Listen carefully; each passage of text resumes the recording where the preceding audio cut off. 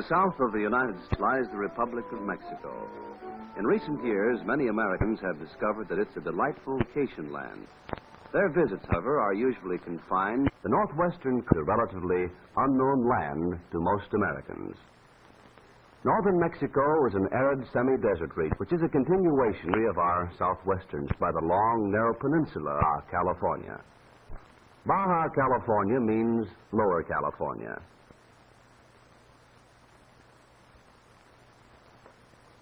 It is well named, since actually an extension of the mountain ranges of our own California.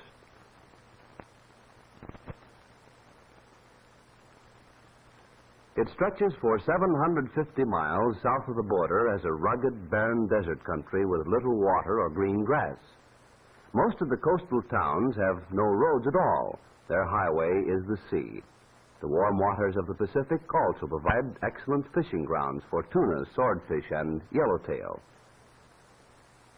The most important coastal town of Baja California is Ensenada, situated on Todos Santos Bay, approximately 60 miles south of the United States border. Ensenada is the metropolitan center for a large agricultural community, as well as the government administrative center for Baja California. The principal industrial establishment is the fish cannery on the waterfront. Fish for the cannery are supplied by the deep-sea fishing fleet, which makes the broad bay its home.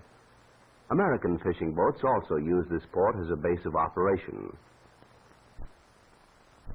Mingled among the fishing boats are yachts, which belong to American visitors. The tourist trade is a major industry in Ensenada. Many tourists drive down to Ensenada from San Diego over a good highway, attracted by the foreign atmosphere and the smart shops which offer beautiful hand-woven wool blankets and fine Mexican silverwork.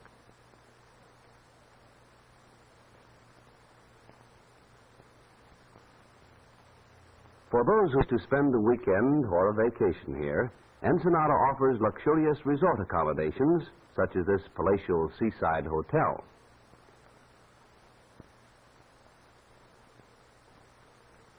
South of Ensenada are the mountains, waterless, rocky, and barren. Many of these mountains are rich in mineral deposits, including gold, silver, and copper, but the absence of water and the lack of transportation has prevented any extensive mining.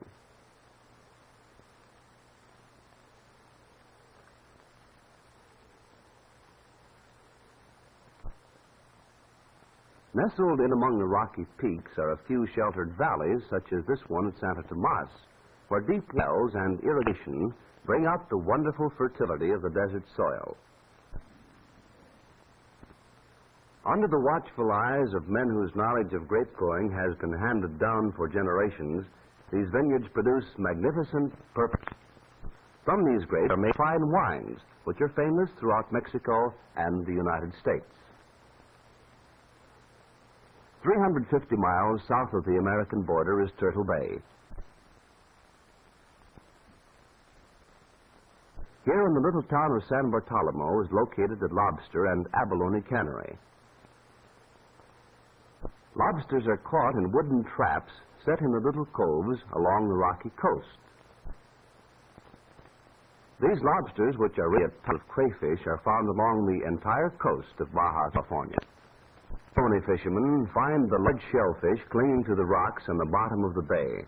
They're gathered by divers equipped with modern diving suits of rubber, fitted with a heavy metal helmet.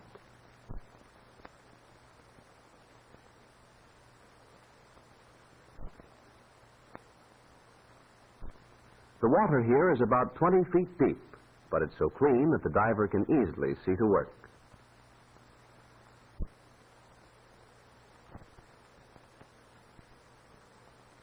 He is supplied with air through hoses that connect his helmet to a motor-driven air pump.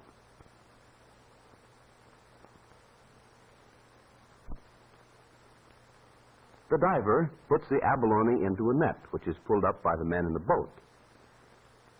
Each abalone furnishes a large piece of rich white meat.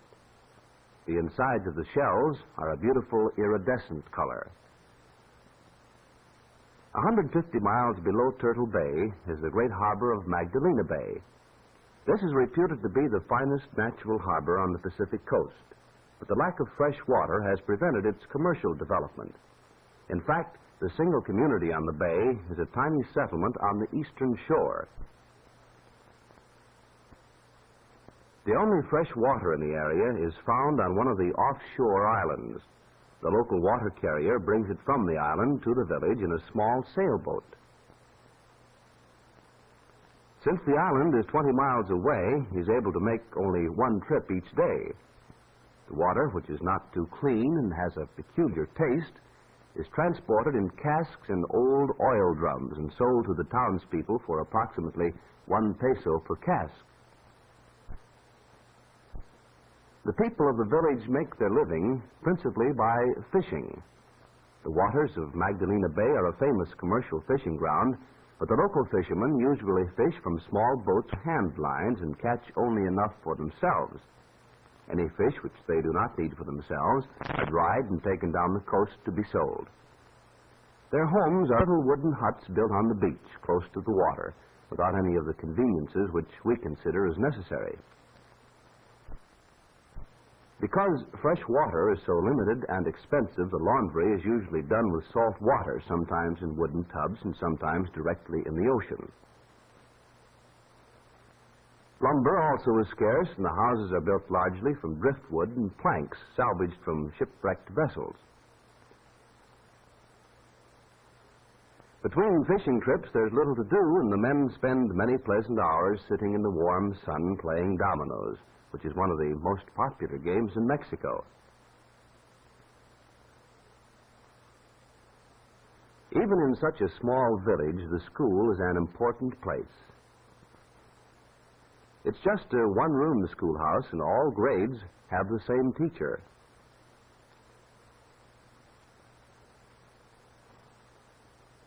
The teacher is a graduate of a special government school and has been trained to teach not only reading, writing, and arithmetic, but also health and hygiene, good citizenship, and group activities.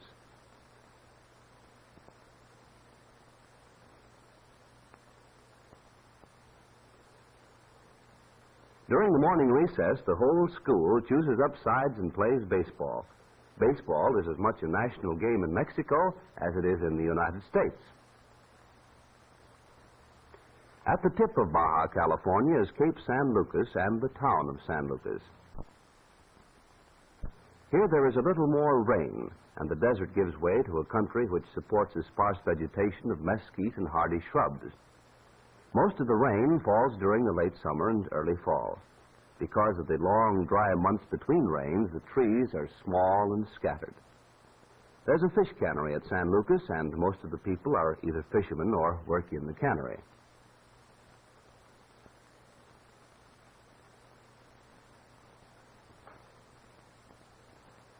The post office is combined with the telegraph station.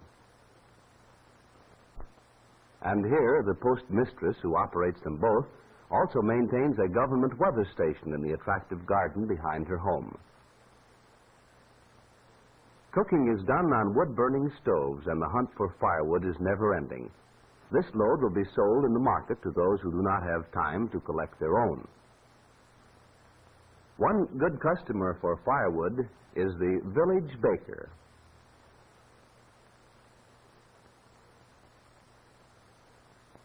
The little sweet cakes which he's making in his outdoor oven will be offered for sale in the general store. Water for the town is obtained from shallow public wells located near the dry riverbed.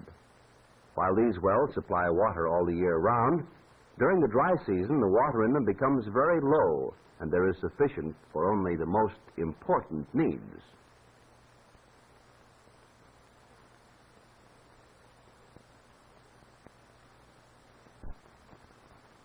At San Lucas, automobiles again make their reappearance. This old car is used to bring vegetables into town from the nearby farming community of San Jose. The townspeople are trading dried fish to the farmers in exchange for the vegetables.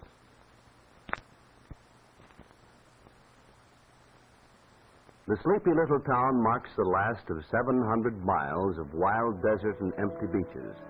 For at Cape San Lucas, the peninsula of Baja California ends abruptly in tremendous cliffs, standing in majestic solitude, a fitting monument to a lonesome, forgotten land.